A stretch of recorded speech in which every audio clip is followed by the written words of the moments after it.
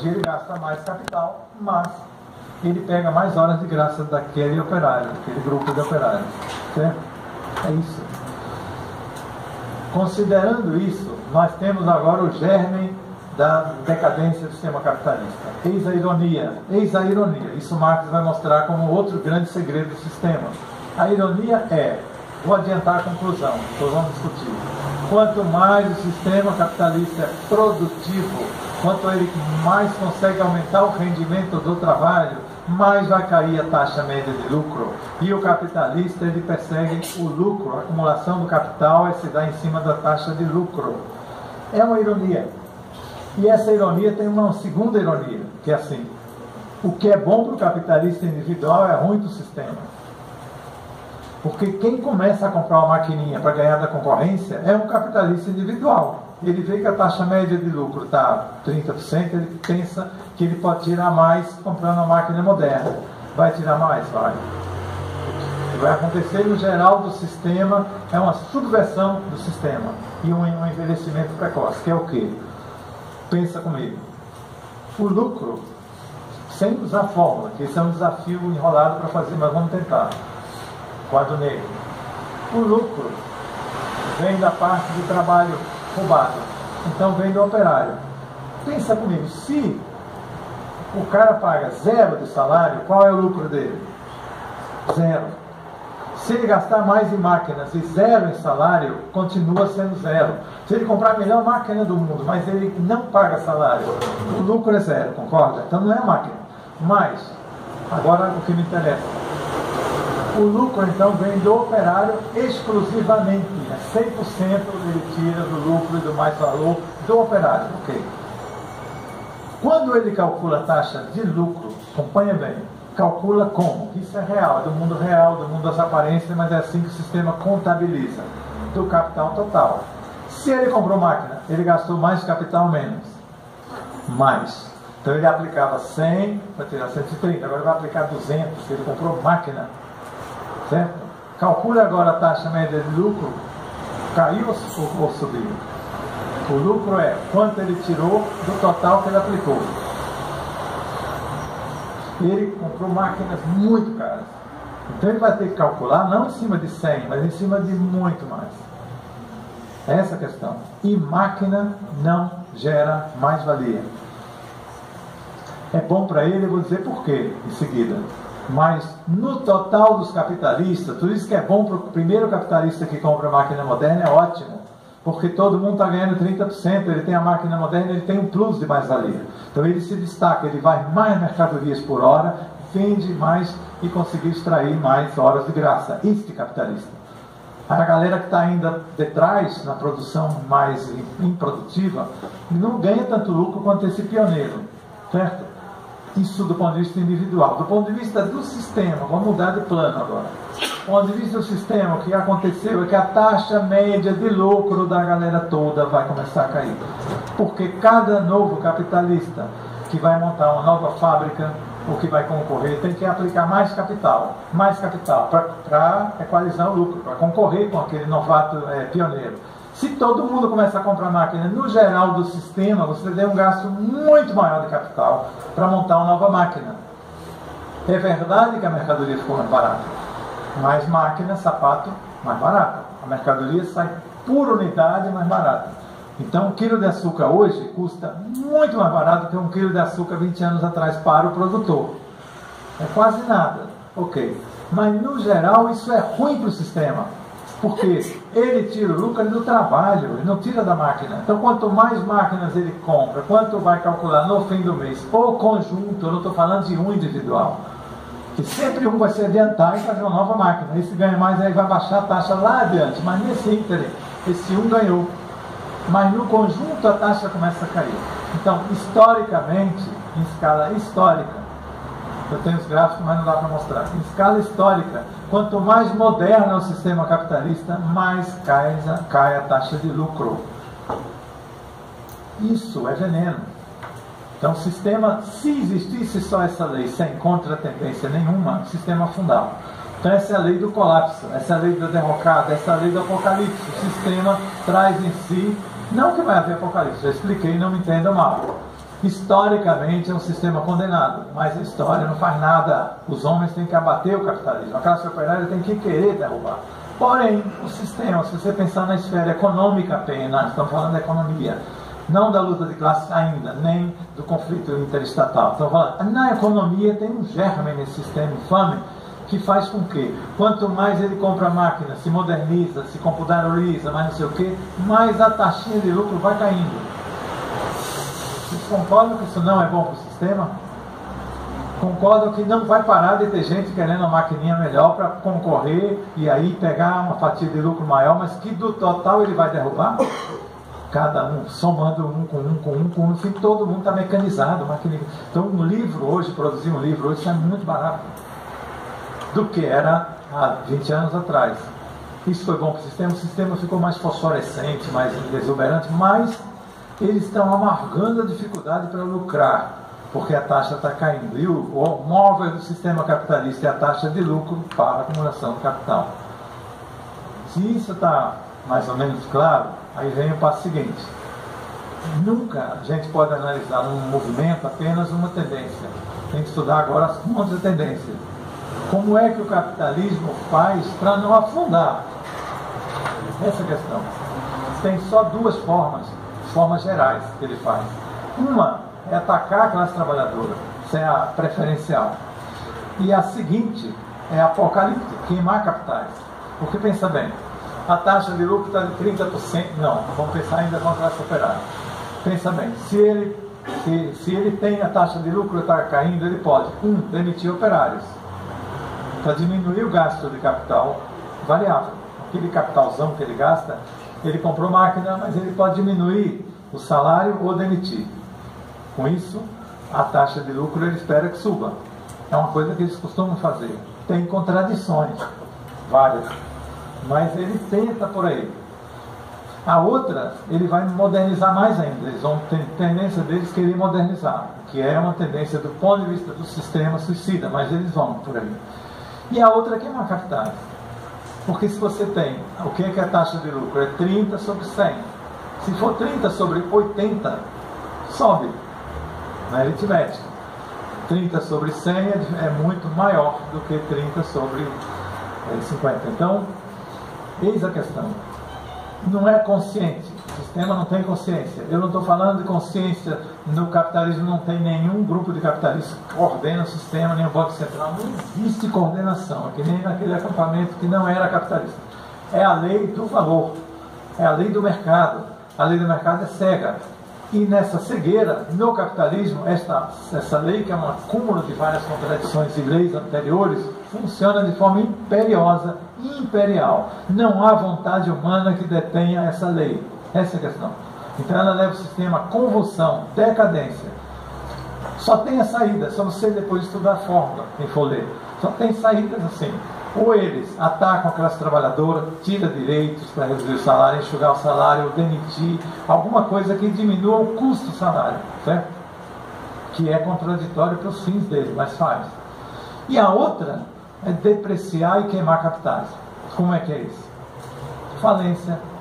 Com falência, a fábrica quebrou, é um capital a menos. Mas quando você somar a taxa média de lucro, pode melhorar. E tem aquela que o sistema faz e fez no século passado de forma muito assassina, muito canalha, muito genocida, que é a guerra, que é a depressão. Então a Segunda Guerra, o capitalista não olha para os 60 milhões de mortos. Ele olha de que se tinha 100 de capital no planeta, na concorrência, depois da guerra com a destruição tem 40. Queimou, destruiu, bombardeou 60% das fábricas, não sobrou 40%. Aí a taxa de lucro sobe. Então é um sistema da morte, absolutamente da morte. Ele só melhora se as pessoas se ferrarem. Nesse caso particular é a barbárie. Por quê? Porque é um sistema que, no limite, se ele não tiver quebrado o suficiente para recuperar a taxa de lucro, aí se socorre da guerra. A depressão, a estagnação, etc., é um passo, é uma antessala para fazer uma destruição mais forte. E ocorre que o sistema vem acumulando capitais como nunca fez na história dele, que agora acumula capital que não vale nada financeiro, mas está grudado à indústria. Então o sistema tem tanto capital acumulado hoje que ele necessita desesperadamente aumentar a taxa média de lucro para dar um crescimento, que eles vivem de crescimento. O capitalismo é como bicicleta, então se parar, se ele não reinvestir a mais-valia para continuar crescendo, ele quebra. Não há opção de uma sociedade baseada no plano, que seria planejar o que precisa, produzir o que precisa, alocar recursos, como eles gostam de falar, naquilo que a comunidade necessita, e não tem crise. Não há crise se você vive de acordo com o plano, tirando a tempestade. Não há crise, porque você prevê, e o mercado não prevê. Então, um exemplo, tem uma foto da China moderna, várias fábricas abandonadas no meio do deserto. Tipo assim, a produção está esfriando, então abandona essa fábrica, abandona essa. Então, abandona as fábricas, mas não consegue fazer um plano, porque é um sistema que não obedece a plano. Isso é outra ideia para a gente fixar da discussão original, inicial. Não era uma comunidade primitiva, não, era um modelinho, ficção, para discutir uma tese. Então eu não estava demonstrando, eu estava ilustrando. Mas naquela comunidade ilustrativa, eu espero ter passado a ideia de plano versus mercado. Plano versus mercado. Se a classe trabalhadora toma o poder, na semana seguinte não há mais a lei do valor, não vai mais dominar. Vai dominar o plano que os trabalhadores executarem. Então, no início da Revolução, a lei do valor não é revogada, porque você vai ter todo um setor mercantil ainda relativamente forte, mas você estatiza, confisca principais indústrias de petróleo, mecânica, não sei o que. Então aí faz um plano nacional, produção de geladeira com essa indústria. Então aí a lei do valor acaba de ser golpeada fortemente, abaixo da cintura, porque tem um plano. Aí o resto é a transição, transitar para o plano. Se não deu certo na China é porque o plano não era controlado pelos trabalhadores. É somente isso o segredo. Né? Que a classe trabalhadora no século XX bem que tentou. Não, ela não foi sujeito. Nenhuma das revoluções, exceto a Revolução Russa nos 7 primeiros anos, nenhuma revolução chinesa, cubana, a classe trabalhadora foi sujeito, foi gestor. Ela não foi, ela foi ou nasceu usurpada, a revolução já nasceu deformada, ou ela, degenerou depois, mas não existiu controle operário. Então, o que nós estamos falando é um plano onde a classe trabalhadora é gestor. Aí você quebra a lei do valor. Então, por isso que é importante, não derroga, por isso que é importante reter aquele outro conceito que foi falado lá atrás, que é assim: a gestão democrática da economia é a única maneira de você pôr ordem na anarquia, que é a produção como a gente conhece, onde o cara produz e não sabe se o mercado vai aceitar. Você quer produzir de acordo com o plano, não tem mercado. Vou produzir de acordo com a necessidade. Então isso versus a lei do valor. Então quando lembrar essa discussão de hoje assim, o mercado versus a lei do valor versus o plano. É essa a discussão que Marx aponta nessa direção. O Capital, as pessoas falam que é um livro de economia, mas vejam as últimas frases, certo, do capítulo 24, que é o penúltimo do livro 1. O que ele fala? Que o capitalismo expropriou os produtores individuais. Agora devemos expropriar agora os expropriadores. Quer dizer, os donos de banco, de indústria, são expropriadores do trabalho original, que nunca a humanidade vivia com trabalho assalariado antes. Eles que assalariaram a ferro e fogo. Então eles criaram uma classe escrava. Então a classe escrava tem direito de expropriar o expropriador. Esse é o programa do Capital. Curiosamente é o mesmo do Manifesto Comunista, e será o mesmo até a fim da vida de Karl Marx. Então a essência é essa. Outro conceito para fixar é a taxa de lucro. Eu espero já ter repisado o suficiente para deixar claro que a taxa de lucro não é o que parece. Se você for em qualquer empresa, na seção do contábil, quanto a gente investiu, quanto a gente tirou. O agente do cara é o que investiu totalmente. E o agente de nós é outro. Agora a pergunta que eu faço: é por quê? Porque nós estamos pensando na perspectiva da classe trabalhadora? Será isso? Será? Será que o Capital foi escrito num gesto de indignação proletária, de ideologia proletária, de adesão à bandeira da classe operária? Ou ele percebeu, Marx foi buscar a ciência do que acontece? Não é como as coisas acontecem, de que forma elas são produzidas. Ele foi buscar a explicação, não, é claro que termina sendo a perspectiva da classe trabalhadora, porque a explicação do real, Quando você inclui algo mais fora da fotografia, algo mais do que o operário vai na fábrica pegar o seu salário, receber o pagamento do seu trabalho, e o burguês vai lá investir o dinheiro poupado, assuado, para tirar a mercadoria. Ele compra a mercadoria, máquina, a mercadoria, força de trabalho para produzir mercadorias. É mentira, a história não está bem contada. De jeito nenhum, ele não quer produzir sapato nem nada disso, ele quer produzir tampouco mercadorias, ele quer produzir mais valor, é diferente. Que o pessoal costuma fazer uma espécie de encantamento de que o capitalista produz mercadoria. Ele produz mais valor, ele produz mercadoria para tirar mais valor, para engordar o capital, para procriar o capital. Então, produzir o porquinho e a galinha não é um objetivo para ele. Não é a produção pela produção tampouco, embora isso é a filosofia do sistema. Produção para engordar o capital. Então, um sistema perverso, ele perverte totalmente a economia, ele submete o meio ambiente, a ecologia, tudo que existe de vivo, em função dele, carinha, engordar o capital dele, depois o outro carinha, engordar o capital dele, o outro carinha, e na soma você tem um mercado, a mão invisível, macabra do mercado, que é a lei da anarquia. O cara pode planificar a fábrica dele de forma bem racional, e o outro, mas são produtores independentes. Quem põe ordem nessa bagunça? Então, como são independentes, quem põe ordem é a lei do valor. Então sobrevive quem tiver mais lucro, aquela bagunça do mercado.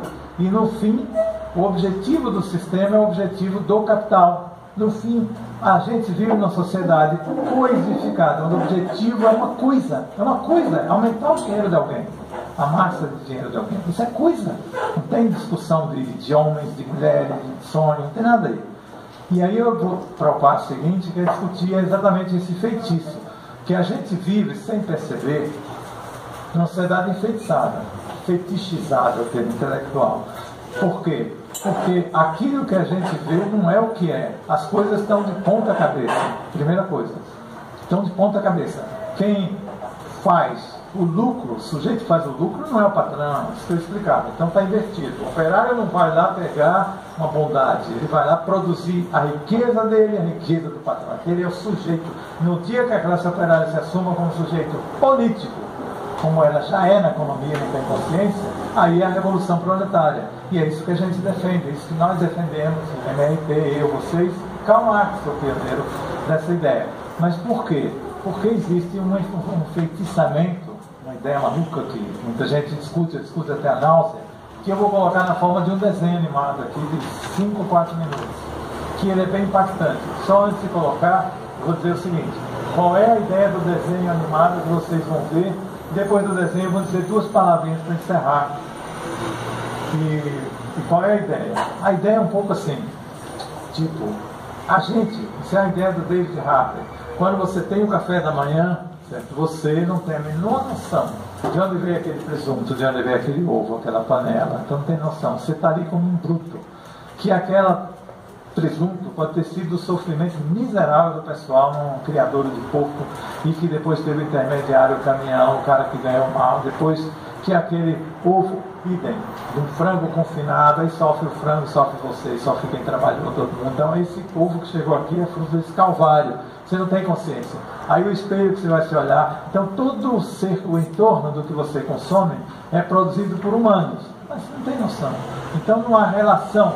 A relação é entre coisas, porque você tem o dinheiro compra o espelho, mas você não tem uma relação humana. O capitalismo, ele esvazia a relação humana, essa questão que um pouco vocês vão ver no desenho animado. Então, quando o capitalismo produz isso significa que ele foi bem sucedido ao transformar tudo em mercadoria.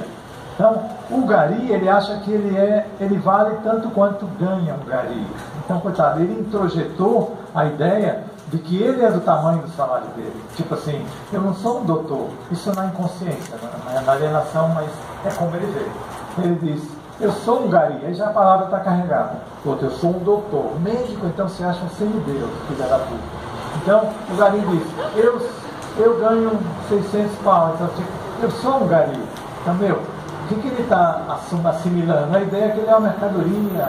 É isso, é penoso isso. Porque ele muito provavelmente vale mais do que 10 médicos juntos, que são, em regra, mercenários, desaviados.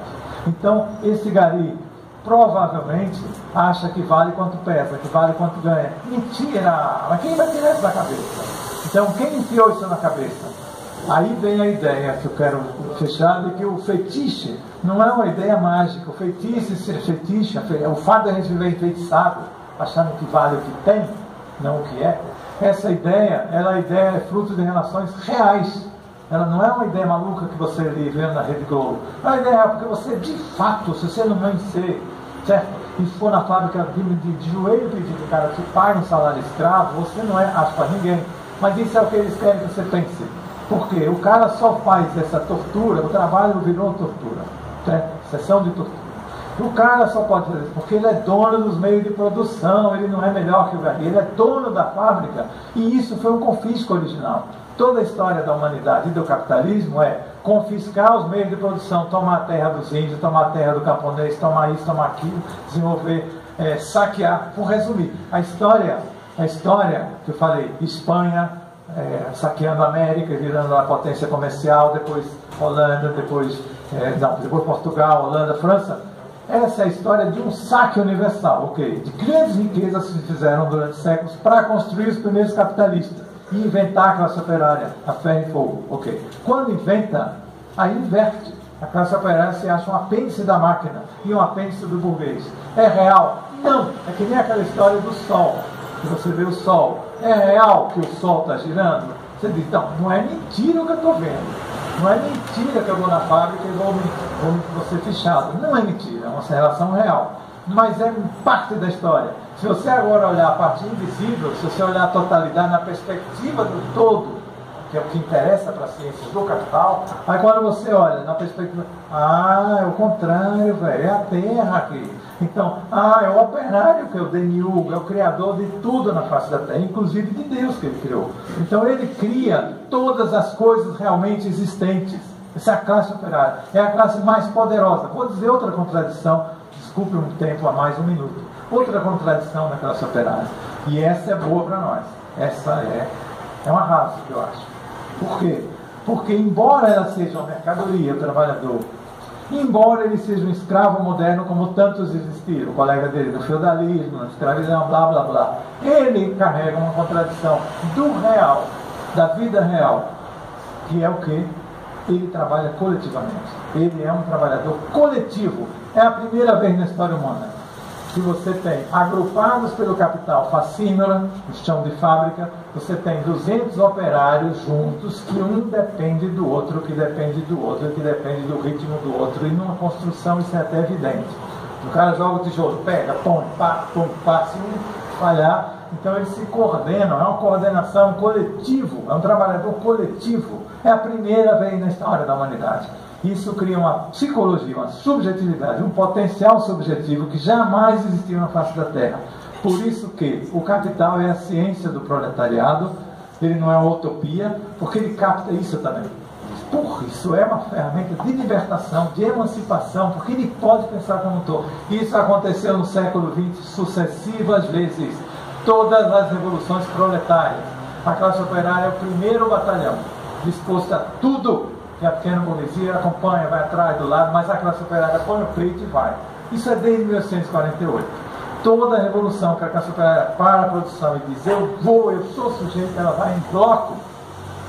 Não há classe nenhuma na história humana que conseguiu isso. Nem o grupo de Espartaco se tivesse triunfado. Sem chance. Iam cada um virar um pequeno camponês e recriar o Império Romano. Então é a primeira classe histórica que tem na produção e no chão de fábrica uma possibilidade subjetiva. Estou dizendo que o sistema com a Globo, com a imprensa não faz um trabalho contrário, mas ela tem um potencial subjetivo de ser sujeito coletivo e aí ser socialista, e é a mãe do socialismo, essa condição. Então, apesar daquela contradição que eu martelei, feitiço, romper o feitiço tem esse efeito, só que